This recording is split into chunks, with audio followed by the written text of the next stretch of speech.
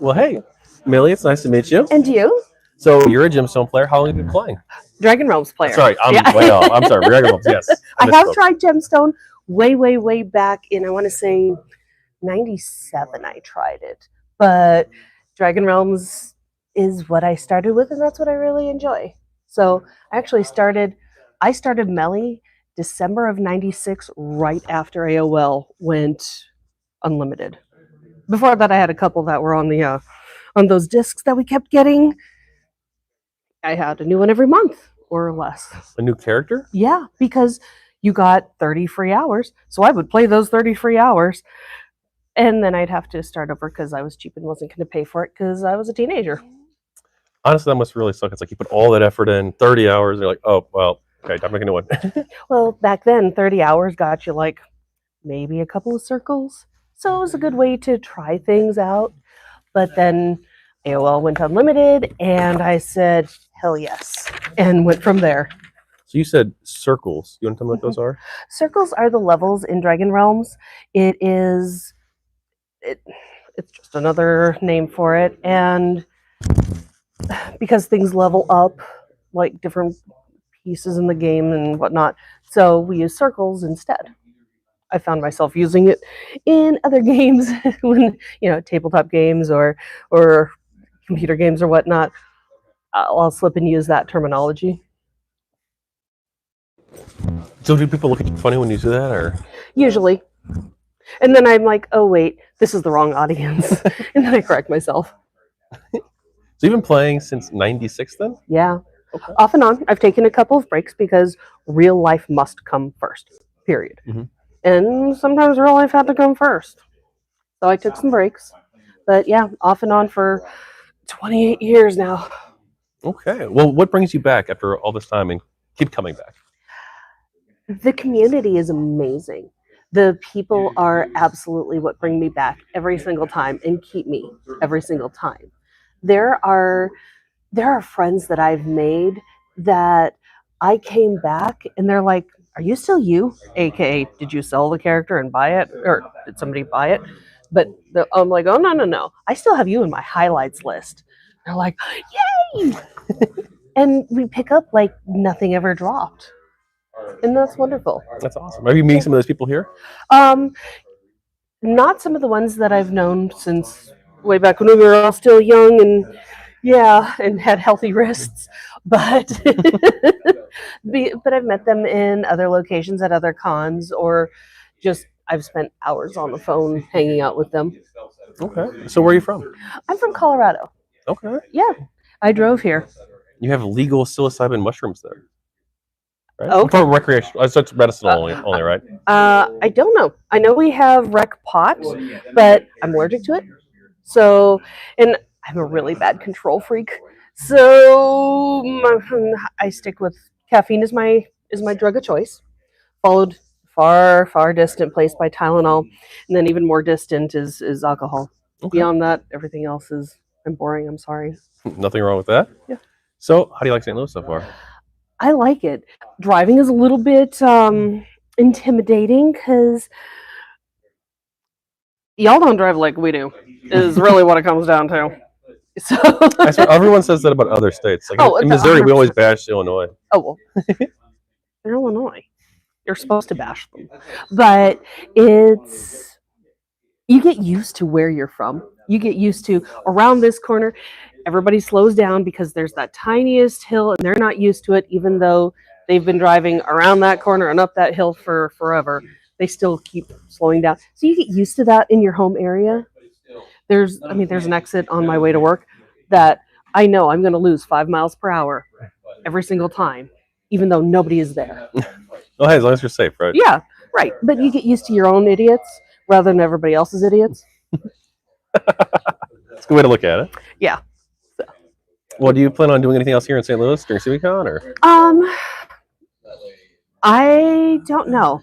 There's also moisture in the air here, and I'm really not used to that, and it's making me feel kind of iffy. But there was a really neat concert happening last night out in the courtyard. In Westport? Yeah. And like they were taking tickets for people to sit on the grassy area. So that was really neat to see.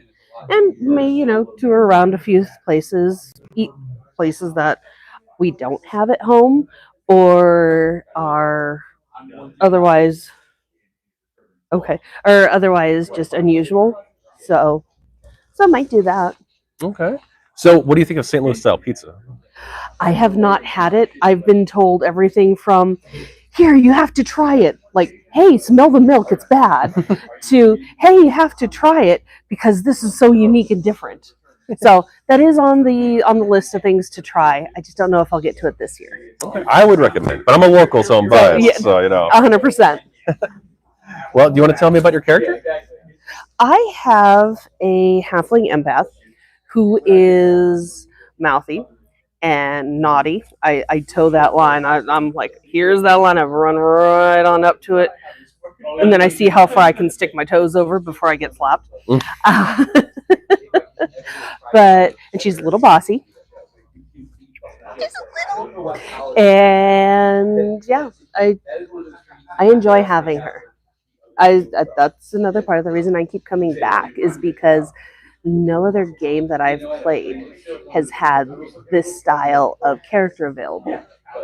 Because in DragonRealms, empaths don't have to hunt. We can, which is still new enough to me that it's uncomfortable, but we don't have to. We can advance completely fine from rolling up to being on top of the game without ever hunting. Oh. Yeah. I did not know that. Yeah. So I'm actually an empath too, technically. Oh, nice. That's what I picked. Well, I went through, I gave it some thought. I'm like, you know what, I'm gonna make a cool character, and then I'm like, well, you know what, actually, I'm not so much into the text-based gameplay. It's too much to get into for me. It's just a lot of time consumption, but it seems cool. Yeah. What you can do, at least what I do, is I highlight everything that's important, and I pretty much ignore the rest. Which makes people say that Skittles have thrown up on my screen because there's colors everywhere for things that matter to me. They may not matter to anybody else, but they matter to me. Oh, as long as they matter to you. It's your screen. Yep, that's right. And I play by color half the time. I'm like, oh, I see this combo. Well, I'm gonna hit do done. And then Do you have a backstory? The problem with playing and then going away and coming back after a few years and playing and going away and coming back after 10 years that last time is that I've forgotten most of it. I do know that she came from the tiny little town outside of our main area and always an empath, oldest child. She does have in backstory about 70 descendants because all of my vault alts, the characters that just haul around my extra crap because I am a hoarder, are her kids. So yeah, she's a hoarder. She really is. But there's so many pretty shiny things. So, but yeah, they're all her kids and grandkids, and it's all just role play. Okay. But yeah, she's old and grumpy and has earned it. You say naughty too. What do you mean by that? Well, I am absolutely inappropriate. Innuendo is one of my best friends. Lots of innuendo, lots of.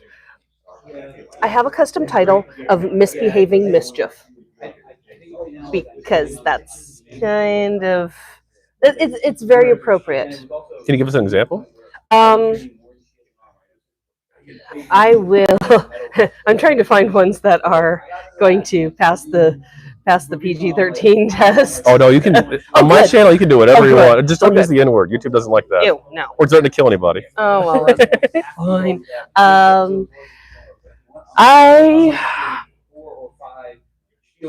I absolutely will use innuendo. I will help provoke people to cause trouble, cause chaos, make noise, do things that.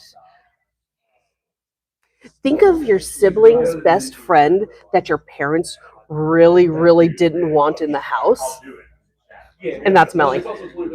I see. Yeah. All right. Well, what do you think of the text-based gameplay?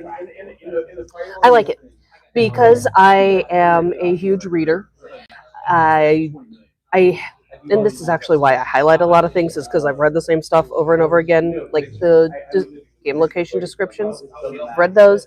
I know which ones to highlight for things that are going to be important. Like, oh hey, there's a door. I need to go through that door. Uh, but I like the creativity that has gone into building these worlds, making them feel real in a way that I can't get out of something like WoW, because there you are seeing somebody else's, this is their house. Whereas in a text-based game, you have to actually be creative and think about it. Mhm. But I am a highly visual brain person. I get the whole movie, where some people are like, they don't get any of that. So So for you, it's more descriptive than seeing it. yeah, it absolutely is. It's my version instead of somebody else's. Okay, makes sense. So do you engage in role playing at all? I do. I absolutely do. I prefer it. I'm not one of the heavy role players that have the intense, I am part of this, that, and the other. But if it comes down to, hey, what, did you watch the game last night? Or, hey, we're going to go to the tavern and have a few drinks and BS about blah, whatever current local friendly event is happening in the game. I'm going to the tavern instead of sitting around and talking about out of character stuff. Real life has to come first, but real life is often boring. True. And this is my escapist fantasy. I'm okay with that. So what do you do at the tavern? Uh, drink, eat the in-game food. I've spent a lot of money in the in-game taverns. I have.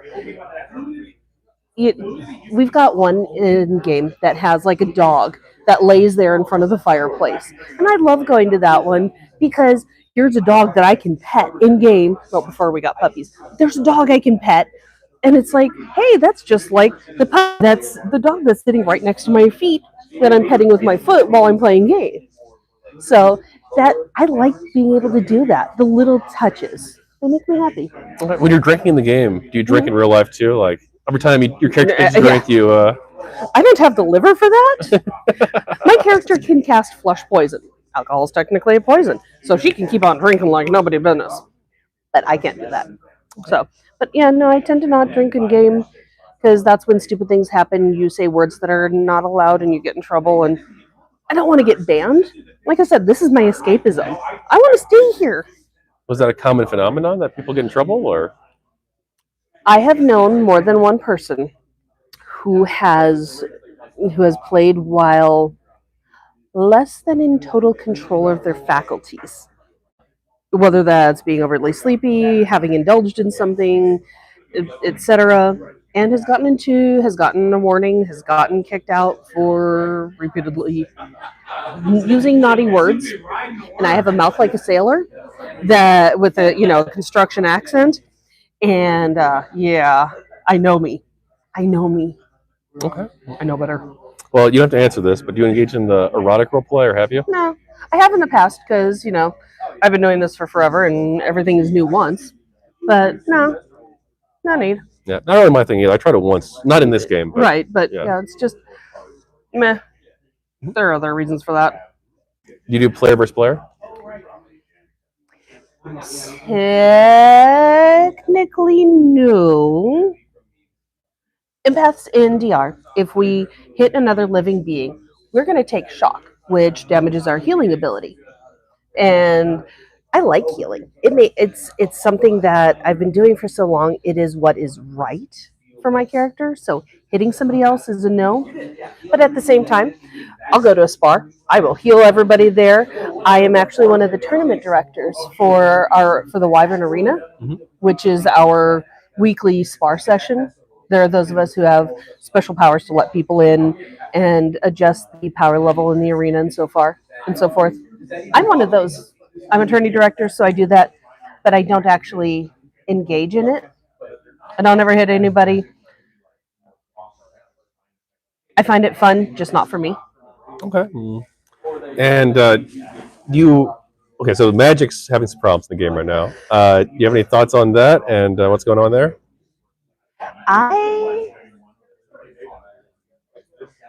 Meli has the feeling in the back of her brain that this is all the empath's fault because of the way that the empath guild was handled back in our prehistory. We were the big bad evil. But hey, that's not true. we knew too much, we could do too much, we could feel too much, and we were way too powerful. But we've got an amazing PR crew. And so back of her brain, she's like, oh God, this is our fault too, isn't it? But she's never going to tell anybody that. I, as the player, I'm intrigued, but I haven't had the ability. I haven't been able to get involved in anything, but I've seen some of the theories coming out that are amazing. My favorite is still the guy who tried to sue essentially their magic givers. I haven't heard that one. So, Herbage, and I sure hope I pronounced his name correctly, is a trader. Traders didn't used to have magic, but by hook and by crook, they made a deal with extraplanar entities to be given magic. And then when magic got turned off, this was a violation of our deal. We had a contract. So he decided that he was going to sue them to find out, to say, hey, you owe us. And it's like a class action lawsuit in game against the extraplanar entities. Yes, and people are like, what in the world? This is a take nobody saw coming. It is fabulous, and I love it so much. And I don't understand any of it because I don't play a trader. I have one character, and I've never. I mean, other than almost 30 years ago, playing other things for a couple of weeks, a month at a time, never really played anything else. Despite many, many, many, many urgings, that's all I play. So I don't really get what's going on for the others. I don't want to. It kind of ruins the mystery for me. But he had a fabulous idea and hit the ground running with it. So there's courts in the game? Like, how is this determined, the outcome of the lawsuit? I don't know. It's because, again, I wasn't able to get involved in this, but apparently somebody from their side came and tried to renegotiate, which I love that. And I want to know more, but I've been prepping for SimuCon, and I wasn't able to actually get into it, but I really want to know. And what are the extraplanar entities? This is the first time this has come up, I think, in the interview, so I have no idea. They are the negotiants for the arbiters, or the arbiters for the negotiants. Those are terms that I've seen thrown around, and I do not think they are 100% equal, but I'd have to double check with somebody or triple check. But essentially, the traders went to these extraplanar people, and they were like, hey, we'll let you put a crystalline thing in our spines and give us magic because we're cool. And the arbiters were like, so we get to slowly do things. Okay. And they got magic. So this was ages and ages and ages ago of real time. So, but yeah, it's been fun. The GMs were all fighting to see who got to respond to this because it was a take no one saw coming. And then there's also people in space jail too. Yes, they are in space jail. They are being sought relentlessly. That's okay. They had a little secret meeting here earlier, so yeah. And I think it's awesome that they were able to sit down and see each other and be like, so we're kind of stuck. We're sitting around here. What's going on for us? Because we're all able to play our characters as normal. We're able to do things and have chaos and craziness. And they're so. How about that formless lump over there? Sounds good. Looks kind of like that one looks like a rock. You think that one looks like a rock? Yeah, that one looks like a rock. Now, what does space jail look like, I wonder? I don't know, but I I'm should have curious. asked. I interviewed one of the Space Shield people. Yeah. Missed opportunity. Maybe again. Yeah. All right. Well, you can answer this one of two ways, both ways if you want. Uh-huh. What do you think of the future of the game? And you can mean this in terms of the game world, or in terms of the game as a commercial product, or you can give two answers. Okay. Game world, I think, is going to be a continuously living, breathing place. It is expanding. It is evolving, slowly, more slowly than we like, but it does keep happening, and it does. It is a living game because it is something that's open 24/7, and it's not you can only play Saturday from 2 to 4. It is constantly open for people to be in and influence, and I love that. Even if it's something as simple as just leaving a sign somewhere, because we do have signs you can drop, and even if it's just doing that, it's still a way to, this is my game, this is my place, this is my world. And I think that's going to keep going until, on the commercial side, until the doors shut. Because I remember when Herc and Xena went down. I remember when Modus Operandi went down, Cyberstrike. These games did eventually close. They weren't played. They weren't financially responsible for keeping their own lights on.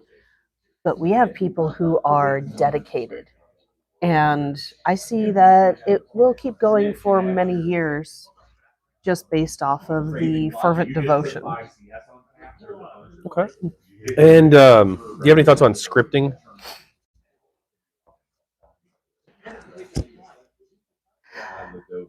As a tool, scripts are helpful in saving our wrists, because after a while, things start hurting. I have a vertical mouse, I have an ergo keyboard, because you can only type attack so many times before your hands are like, I'm done, we're out. But I know that it is a contentious topic, and I don't ever want to get caught AFK scripting, so I don't. Okay. Do you have a house in the game? I do. I have one that is absolutely. You're not even on camera, so Yeah. you're just interacting with nobody. According to that, I'm just reaching over. Yeah. Yeah. I do have a house. It is very much set up for being a cozy little closet, because Meli has an addiction to pretty dresses, and I ran out of space to store them in my vault. So I store some of them in the house, all over the place. So it is an overflowing closet, but it's comfortable. It's welcoming. So, what do you think of fashion in the game? Since you can't physically see it, but you have to imagine what they're wearing, essentially. I love it. There is such a variety of people's tastes. Everything from what I feel is kind of cliche, I am all in black because I am mysterious, to people who are incredibly extra on our characters. I love the way that people can express their personality, express their role play. Somebody who's all in dirt and has rats running around, and it's filthy and nasty, gives a hugely different feel from somebody who's wearing silks and heels and shiny blingy jewelry dripping from everywhere.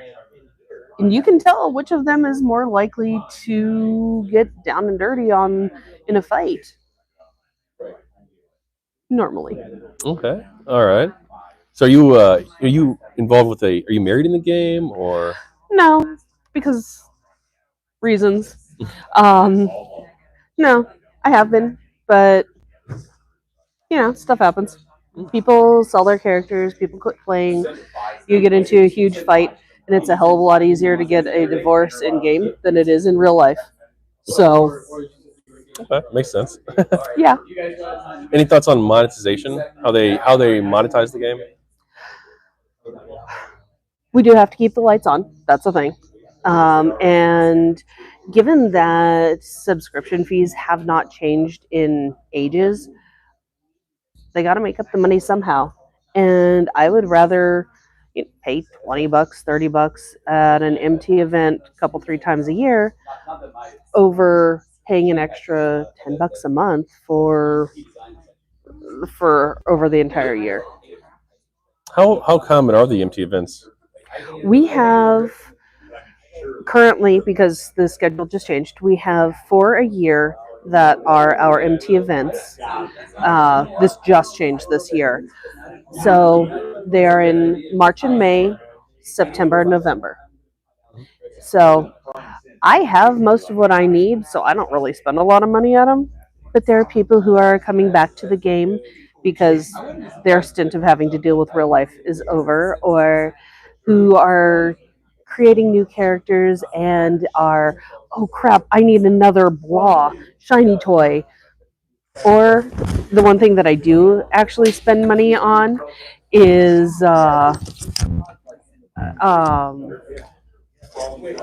there are ways to adjust your character's appearance, like special face shapes or eye colors or whatnot. I've spent a couple dollars on those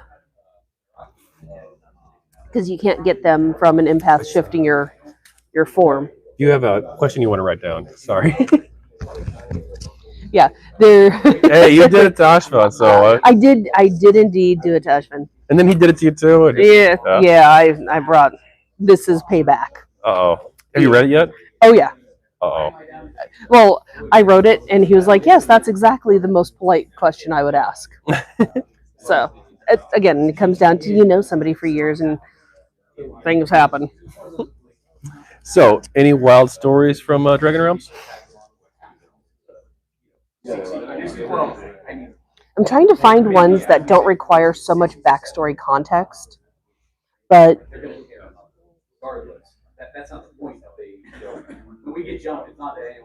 yeah, a lot of them require a whole dissertation. I mean, I'm here all night. Yeah. So.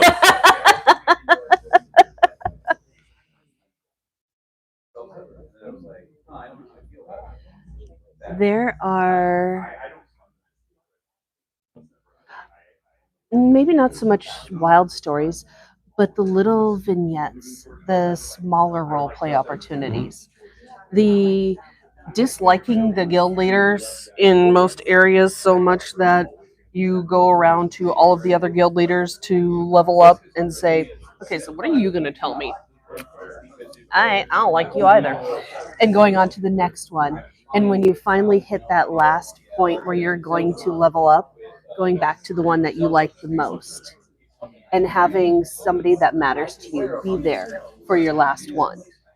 Or things like during the pandemic, we opened up all of the not all, but we had opened up for us most of our old paid quests, the ones that you used to spend a lot of money on, and being able to go through those with friends and enjoy just the experience without having to pay for it. No, we didn't get any prizes, but sitting there and watching somebody who had never been on this quest react to how the great big surprise or the big bad appearance, having them do that, having them react to the puzzles and the fights and the, oh, that's what this is referencing in town. Oh, okay. That was amazing. And it is the smaller stories for me, not the great big fights or the going down into a demon's soul. It's the small details that most people are never going to know about. That's what I appreciate. Okay. Any specific examples? If it's contextless, that might even be funnier, actually. It's having somebody redecorate an entire home so that it can be used as an abattoir to remove an eye. as part of a role play thing. Avatar? A place where you let blood in a meat locker where you can where all the blood happens, but an entire house was redecorated with like stone and metal so that it could be hosed down essentially, because removing an eye kind of messy. I would imagine. Yeah, so little things like that. So, any wild stories from SimuCon?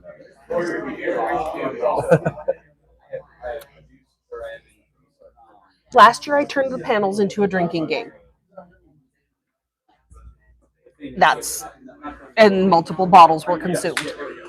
I am not that dumb this year. I have not come across anyone making special friends. Special friends. Do you want to tell me about that? Friends. Conventions that I've been to for another game that I played when I was running security for our cons, there were people who would be caught in flagrante in stairwells or without having actually finished closing the doors to their rooms or outside, or so they were making very special friends. I have not caught any of that here, and I'm very happy. Okay. Hey, look, if you come across somebody who's doing that, you got to give them a critique. As they're going, Yeah, and come on, do it better, be louder. Gotta get those the judge signs for gymnastics. Exactly. 3 out of 10, Yeah, exactly. That kind of thing. That's the kind of stuff Meli would do too. Sometimes the bleed is real. So it's up to you again. Are you wanting to skip the political, or do you want to go for it? It's up to you. I would prefer to skip the political because I don't have enough knowledge about one of them. One of them I am rabidly rampant about, and I'm an asshole. So, yeah, let's please skip that part. All right. Yeah. So, I know you talked about you played Gemstone a little bit, Yep. but do you play other mods at all, or? No, because DR is pretty all-involving.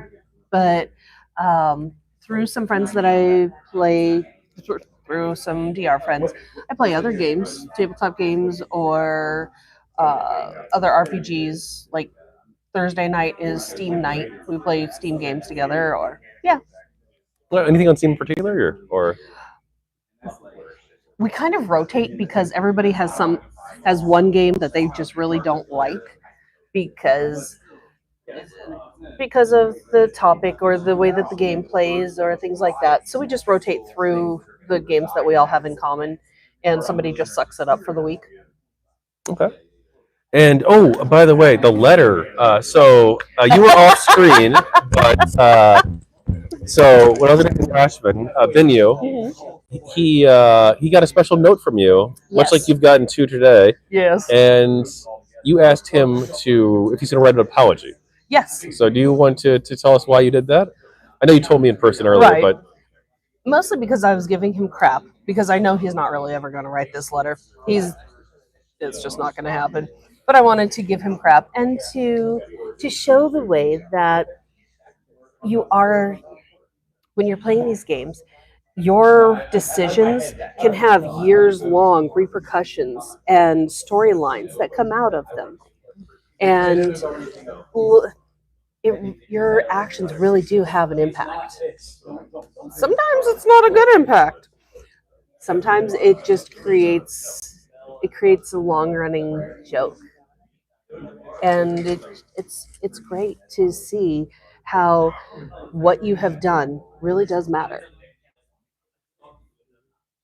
that's awesome. Yeah. Well, any other hobbies or interests you want to talk about?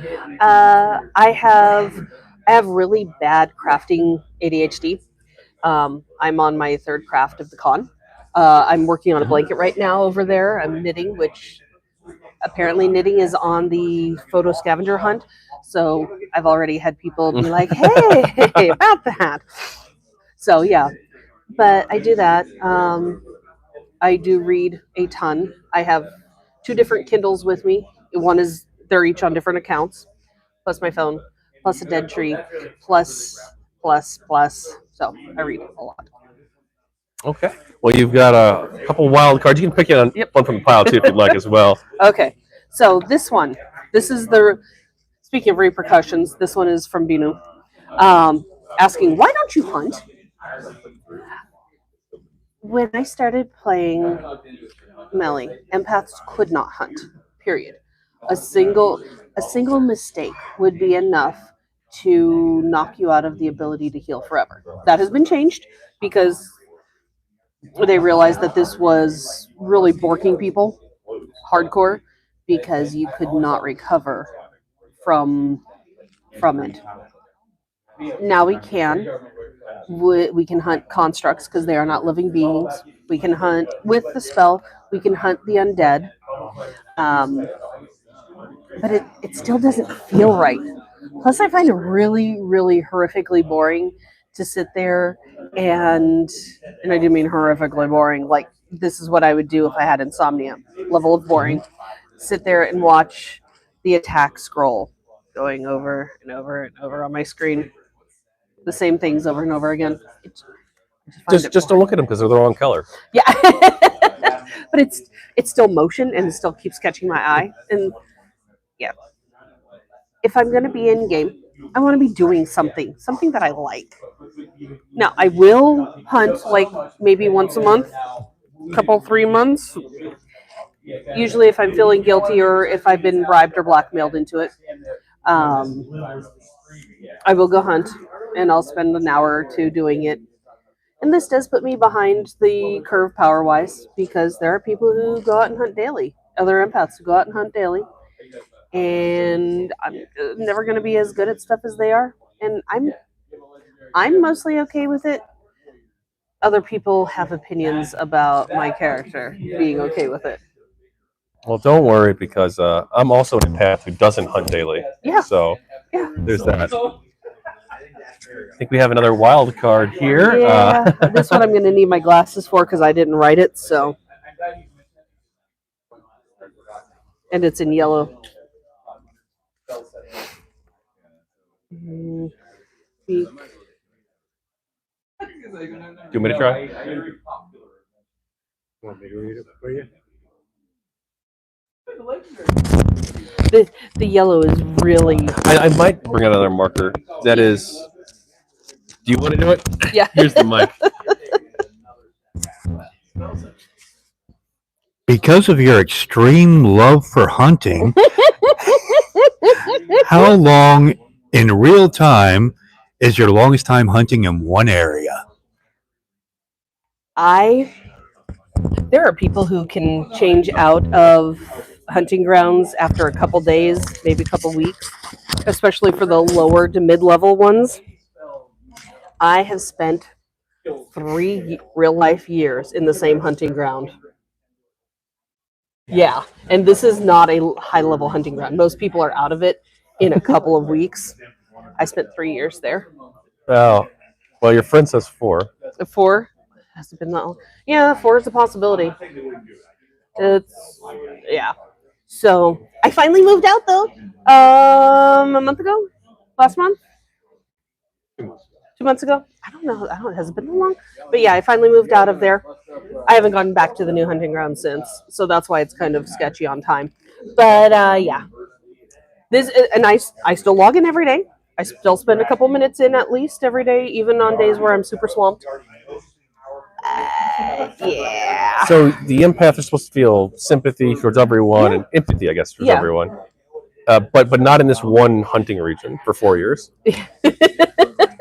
So like I said, we can fight constructs, and these were onyx gargoyles, which they're made out of stone. They're not living beings. We have the ability to do a perceive health, which is for me counting everybody's heartbeats within a range that's determined by a mix of our empathy skill, and I think perception ties into it. But we can count heartbeats for rooms away. And constructs don't have heartbeats, so they don't count, so we can kill them. But, if you're only hunting for like an hour at a time once a month, you stay in the same area for a while. But They're not. They're not actual living beings. So I'm just breaking statues. Whatever helps you sleep at night. Speaking, walking. Yeah. You hush. Well, hey, is there anything else you want to talk about?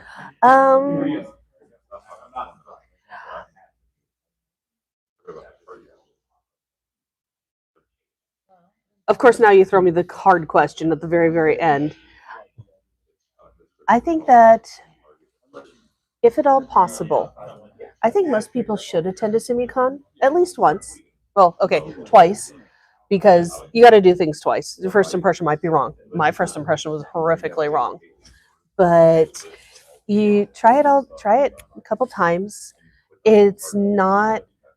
This isn't Gen Con. We're not sitting at 50,000 people, all assholes and elbows, and stepping on each other just to get somewhere. But sitting down and sharing a drink with the people from the other game absolutely happened last night, and it's just the other side isn't scary. We're nerds who play the same style of game, different time zone for the game, but we're still all hanging out, and it's a way to see people in a fashion that you never have. There are people that I would not say I'm best friends with in game. Like who? I'm going to politely decline to respond to that on the basis that, oh my god, I don't need my ass kicked. But I can sit down at a table with them and laugh and talk, because what happens in character and what happens out of character shouldn't bleed over to each other. Okay. That's a good way to have just nastiness happen. So, what was the first impression? Your first SimuCon not so great.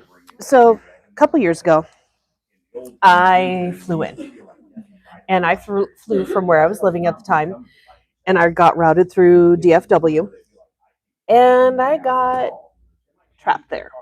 My plane got canceled, or it got delayed, and delayed, and delayed, and canceled, and they were like, "Oh yeah, well in 24 hours we'll happily get you there." I'm like, I'm supposed to be there by now, and now you're telling me I have to wait 24 more hours to even possibly get on a plane?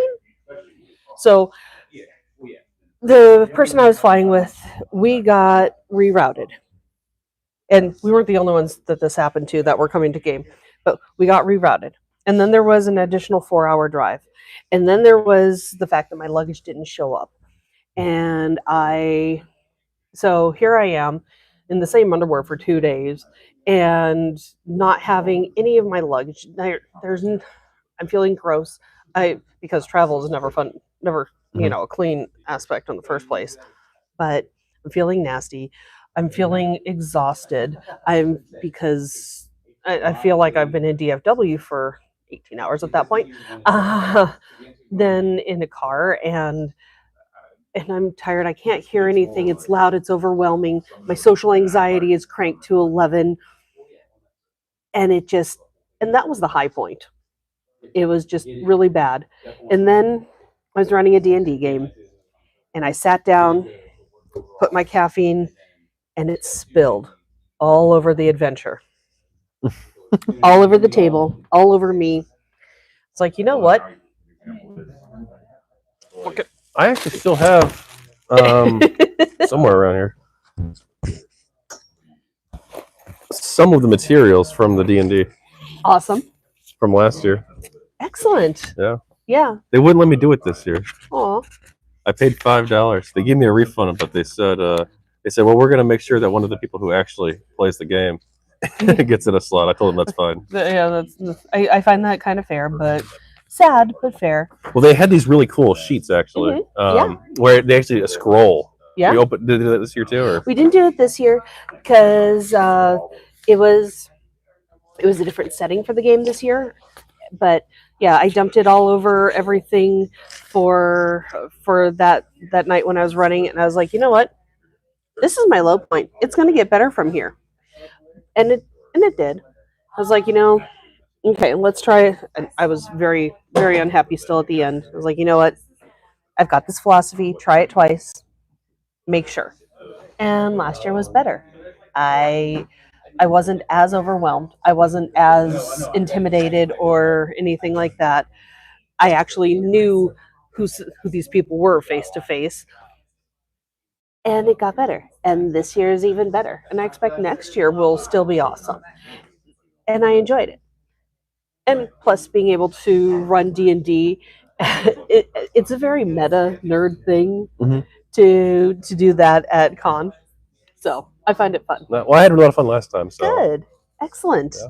Would have been nice to do it again this year. Yeah, I would. I do know that we had all of the slots filled for the games that we ran. So Yeah. now that the game session is over, everybody's done. We ran part of the GS history because last year was the kind of the in between, more DR leaning after we blew up one of the moons. Well, after one of the moons was blown up, not by us, but it turned into a dragon, and it was fighting the dragon so that the future could occur. This year we went back in Gemstone's history to Castle Melshiv and the Fandrel and that mess. It's all deep lore that I'm just about. But it's how Despana turned into our demon, Melshiv, in DragonRealms. And there are big, huge air bunnies around turned into, because we don't know how it happened. There's 50, 70,000 years between us. Time is mushy. So Was it that long between Gemstone and DragonRealms? I think with a question mark. I've heard different timelines. I've heard everything from it's 10,000 years difference to 100,000 years difference. So big air bunnies on timeline. If they never give us an answer, they never have to give us an answer. Tell me what an air bunny is. It's the big air quotes. You've got little bunny ears going around, hopping around your words. So. Well, hey, anything else you want to talk about? No. But thank you very much. I appreciate you doing this. This is different. Absolutely. Thank you, Meli. My pleasure. Have a good one. Thank you. Bye.